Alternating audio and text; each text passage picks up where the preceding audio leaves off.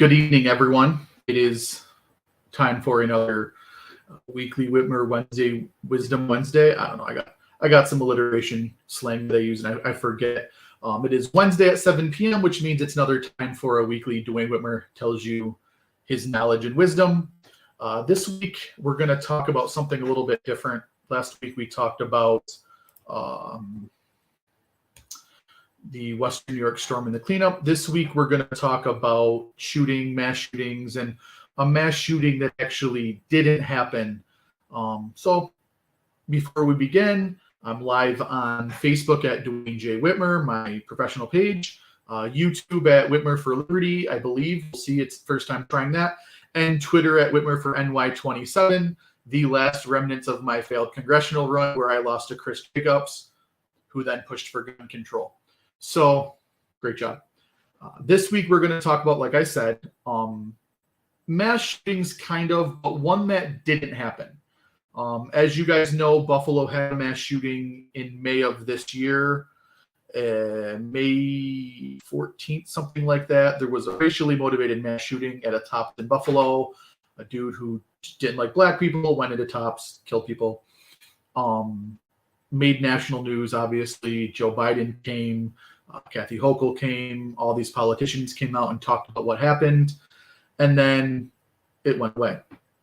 So recently, earlier this month, there was another attempted mass shooting at a clinic in Buffalo. Now, this one didn't get a Joe Biden visit, didn't get a Kathy Hochul visit, didn't get a Lee Zeldin visit.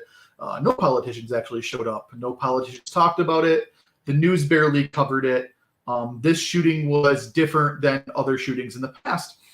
And so we're going to dig into why that is. So in Buffalo earlier this month, there was a shooting at a clinic. Man with an AR pattern rifle walked in. Allegedly, it was a robbery. They say it was a robbery. They say it was race-related. No one really knows. White dude, AR pattern rifle, walks into a clinic. Was it a robbery? Was it something different? No one knows. And he gets a round off, and a security guard tussles with him, brings him down. Another security guard, they hold him down. Cops come. No one gets killed. No one is injured. No one's shot. And it is prevented. Great job. Why is this one different than the one that happened in May? Well, there was no deaths, but where was the politician responses? Where was the law and order? Where was the government will protect you? Kathy Hochul saying, why did the politicians not seem to care about this one? Well, the first thing is because it happened after November's election. The election was over, therefore, soapboxing and grandstanding on a shooting, they don't have to do that. Election's over, they won or lost. On to the next one, nobody really cares. The other thing is this shooting was stopped by not legislation, not politicians, not voting. It was stopped by two non-politician security guards. And that's something that politicians can't help you with that. So, all these campaigns, Lee Zeldin's Law and Order campaign, Kathy Hochul, the government's job is to protect you. The government's job is to protect you. Ignoring the fact that Uvalde and Stoneman Douglas showed the government not only won't protect you, they'll stand by while you're getting shot. There was a Supreme Court case that ruled that the government actually doesn't have a duty to protect you. And so you can keep relying on the government to protect you, and good luck with that, as time and time again has shown the government will not protect you. But in this shooting that was prevented, it was two security guards who were not government employees, not politicians, not paid by the government. They stopped a potential mass shooting. And so step one is politicians can't grandstand off that. And step two is it wasn't legislation, it wasn't voting, it wasn't politicians. It was stopped by individual vigilance. And thank you. Andrew Elliott just chimed in saying right here, it was Warren versus DC. The government does not have to protect you. So when Kathy Hochul campaigned saying, and I quote, the government's job is to protect its citizens. Let's first break that down. Number one, the United States leads the world in nonviolent, victimless crimes, putting people in jail for.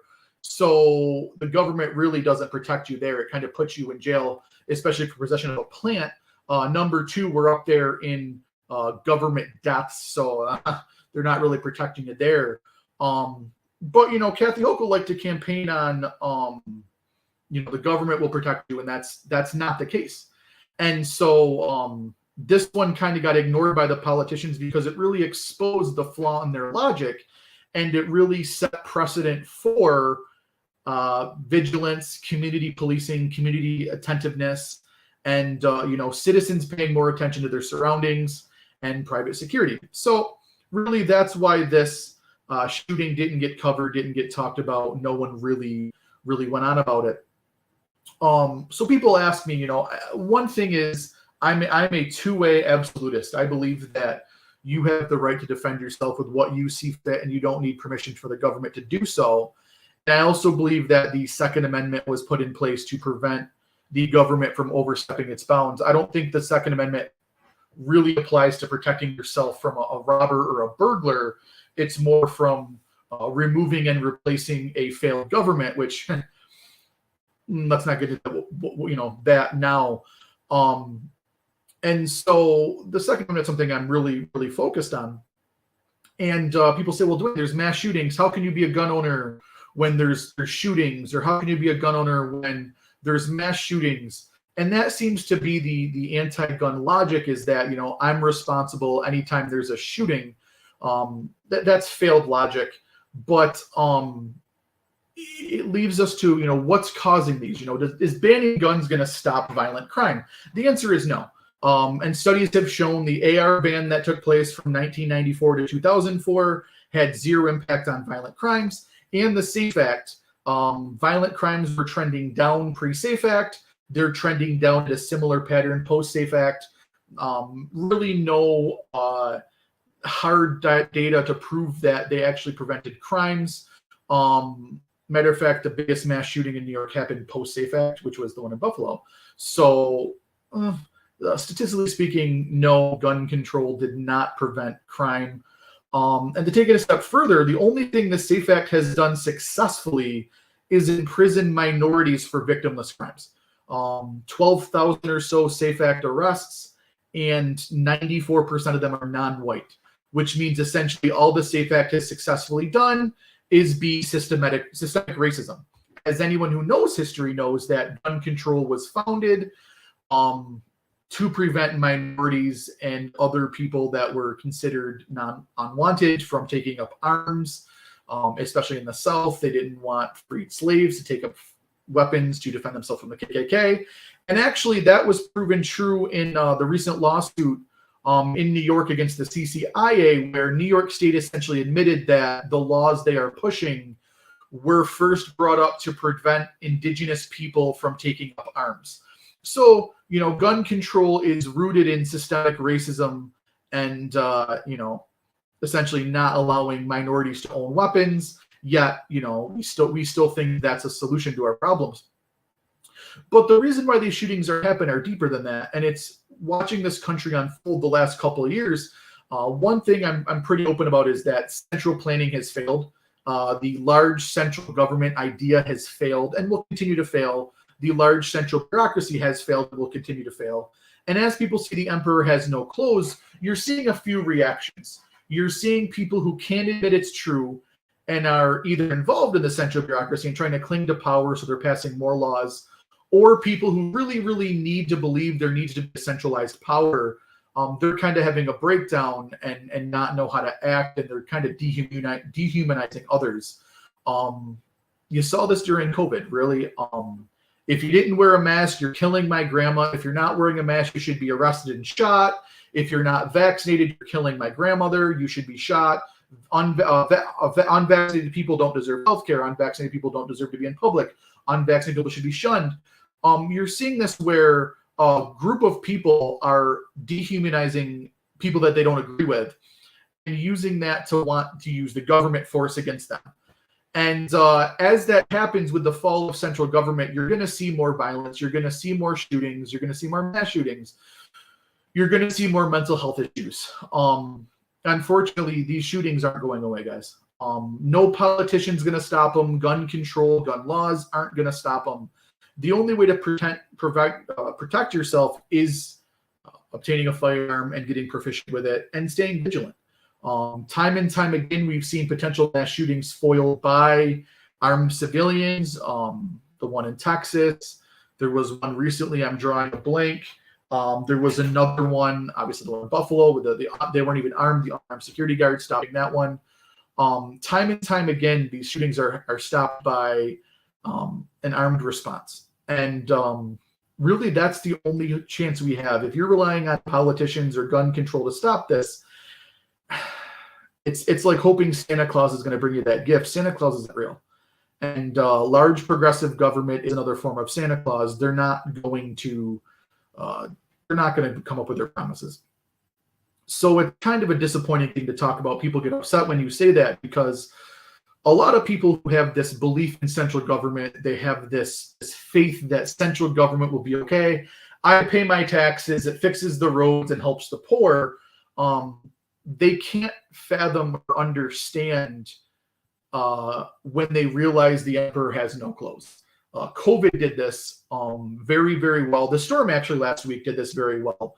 A lot of people who worship the government and idolize the government, when the government response fails, they break down because it's their whole livelihood, their whole belief structure takes a hit.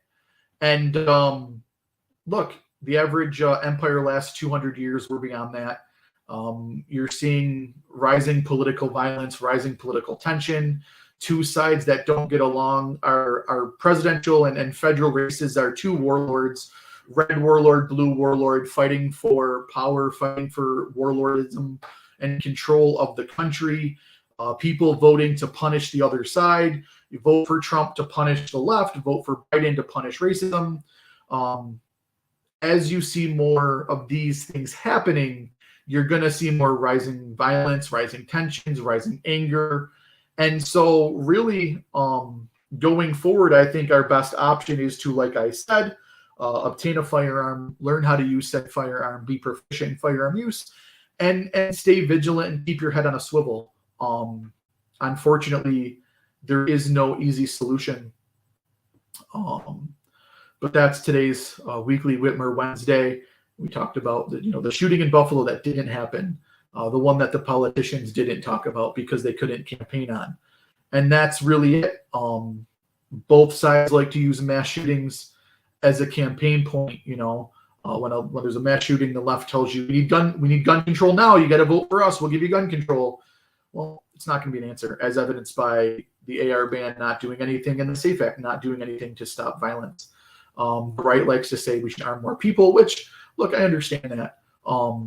But if you're going to buy a gun, you got to get proficient. Owning a firearm and not training with it, not knowing how to use it, you're not helping yourself or anyone. You might be a bigger danger. So the answer is obtaining the firearm and firearm proficiency.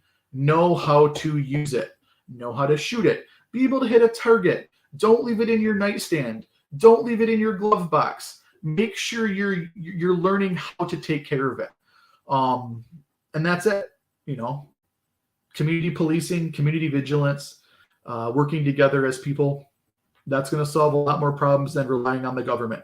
So thank you guys for tuning into this one. I keep it short at 7:15. I like to keep it to 15 minutes.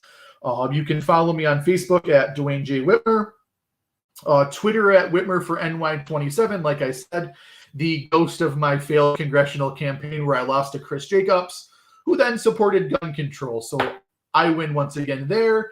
I'm on YouTube at Whitmer for Liberty. If you guys have anything you want to hear me talk about, shoot me a message or shoot me a post, and we'll go there. I think next week we're going to talk about Buffalo's food deserts. I believe that's what I want to talk about. I have a solution to answer this problem of Buffalo's food deserts, and I think that's what's going to be our conversation topic for next week. Pardon me. Thank you guys for tuning in. Have a great evening. Thank you guys. Take care. Oops.